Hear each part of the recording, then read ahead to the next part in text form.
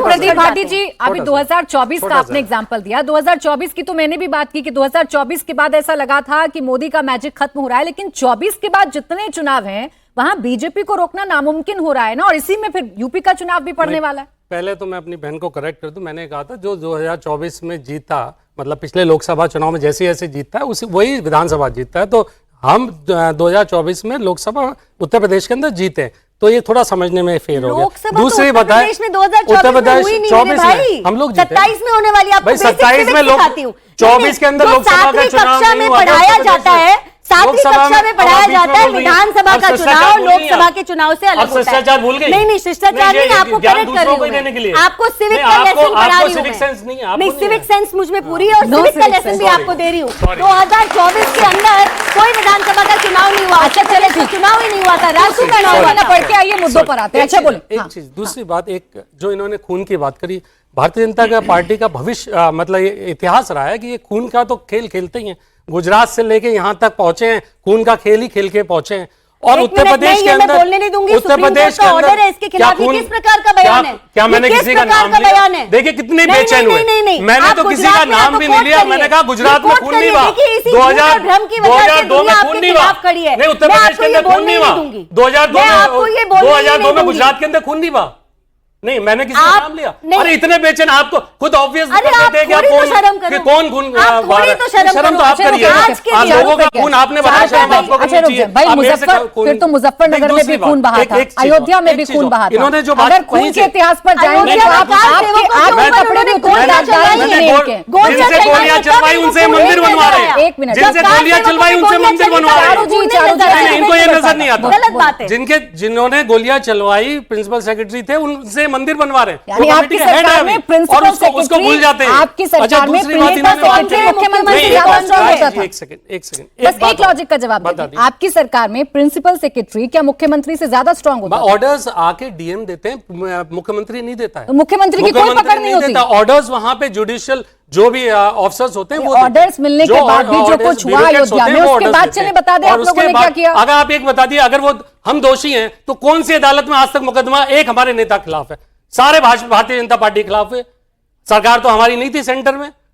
अगर हम दोषी हैं तो बताइए ना, आप बताइए, आप इतनी प्रबुद्ध पत्रकार हैं, बता दीजिए एक हमारे नेता के खिलाफ एक भी मुकदमा। मैं आपको दोषी नहीं ठहरा, बताइए ना, हम दोषी हैं, दोषी तो कोर्ट डिसाइड करेगा ना, प्राची जी आप तो नहीं करेंगे या भारतीय जनता पार्टी नहीं करेगी। सेक्रेटरी की बात कर रहे हैं, उनके खिलाफ भी केस नहीं, हमारे तो किसी नेता पे मुकदमा नहीं, तो बताइए ना। लेकिन ऐसे नहीं होता ना कि मीठा मीठा गप, मीठा मीठा गप और कड़वा कड़वा थूथू, ऐसे नहीं होता ना। सरकार की जिम्मेदारी आपकी थी। चले आगे बढ़े, जल्दी जवाब दें, फिर दो में एक बात तो इन्होंने कहा कि हमारे मुख्यमंत्री बन गए, ये 7वें मुख्यमंत्री हैं जो इन्होंने इंपोर्ट करे हैं, विपक्ष को गाली देके सारे, और ये 7वें मुख्यमंत्री है, मुख्यमंत्री बता रहा हूं मैं नेता और वो सब नहीं बता रहा हूं, 7वें मुख्यमंत्री है जो दूसरी पार्टी से लाके मुख्यमंत्री बनाए गए, और जिन पे भ्रष्टाचार के आरोप थे, जिन पे ईडी की रेड हुई, मैं 3 मार्च के जो आपने प्रदेश, अब देखिए, अब बीच में देखिए बेचैन हो जाती है, अभी बीच में, अभी मुझे शिष्टाचार समझाती बार बार, मैं इनको बोलता हूँ इतना बेचैन होता है ना, आपकी पोल खुलेगी,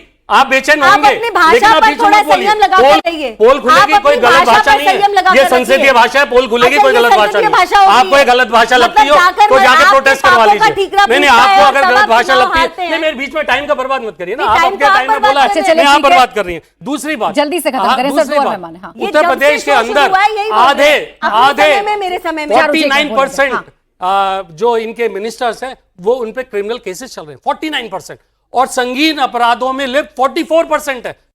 और ये यहाँ पे भ्रष्टाचार और स्वच्छ गवर्नेंस की बात करेंगे, इस तरह के आप ये जो ये कहते हैं वो सब में लिप्त है, और लेकिन ये दोषारोपण जो विपक्ष करते हैं, आपको जनता को वो देखना है, ये सारी चीज वही कर रहे हैं लोग। विपक्ष माने ना माने, लेकिन हम तो चुनावी आंकड़ों पर बात करेंगे। 24 के बाद जो लगा था कि एक आंधी एक सुनामी अब थम गई है, हिंदुत्व का फैक्टर खत्म हो गया है, 2024 के बाद ऐसा लगा कि फिर से रिवाइवल मिला है, और ऐसा रिवाइवल मिला है जिसके सामने अच्छे अब दूर हो जा रहे हैं। हाँ, धराशायी हो रहा है। प्राची जी, मैं किसी के बीच में बोलता नहीं हूँ, दिस इज माय रिकॉर्ड, और मैं चाहता हूँ कि बीच में ना कोई बोले, जब भी कुछ काउंटर करना हो तो अपने बारी में करें।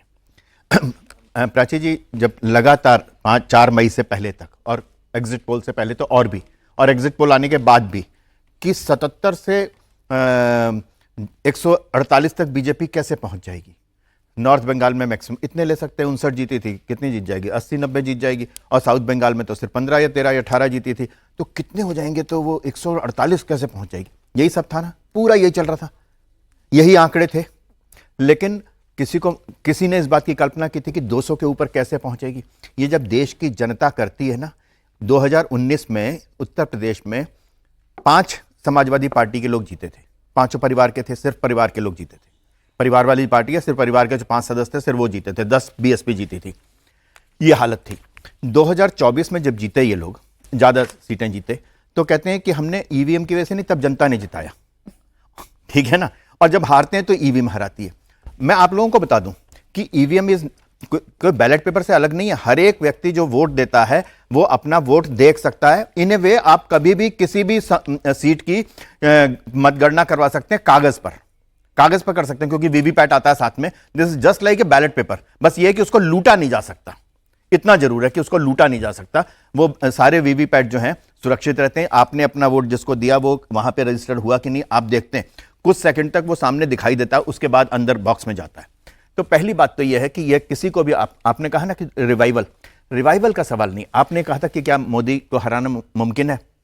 बिल्कुल मुमकिन है।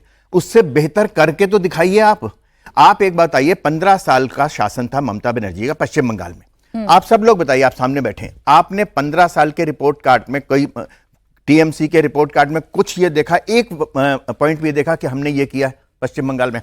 वहाँ फैक्ट्रियां बंद हुई, इंडस्ट्री बंद हुई, पलायन शुरू हुआ, यूनिवर्सिटी नहीं कोई खुली, शिक्षा का क्या हाल था, स्वास्थ्य का क्या हाल था, और वहां पर जितनी हिंसा हुई उसके बारे में सारी बातचीत चर्चा चली ना।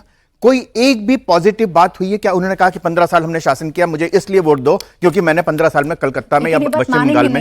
जी जैसे आप ये कह रहे हैं, जव्वाद जी मुस्कुरा रहे हैं, भाटी जी भी मुस्कुरा रहे हैं। ओहो भैया, ऐसा है, मैं बता रहा हूँ क्यों मुस्कुरा रहे हैं, क्योंकि कांग्रेस सबसे ज्यादा खुश है इस समय ममता बनर्जी के हारने से, इसलिए जव्वाद साहब मुस्कुरा रहे हैं। इसलिए मुस्कुरा रहे हैं क्या? क्योंकि राहुल गांधी ने जो कहा, समाजवादी एक बीच में मैं 10 सेकंड और बोल लूं। राहुल गांधी ने ठीक इलेक्शन से पहले एक वीडियो जारी किया कि ममता बनर्जी ने बीजेपी को आने का मौका दिया, क्यों कि वहां का कुशासन, भ्रष्टाचार और लॉ एंड ऑर्डर की व्यवस्था, यही कहा उन्होंने। ठीक, ये 4 मई के रिजल्ट आने के बाद ये कैसे हो गया कि वो बदल गई, ममता बनर्जी अच्छी हो गई? ये मुझे समझ में नहीं आता।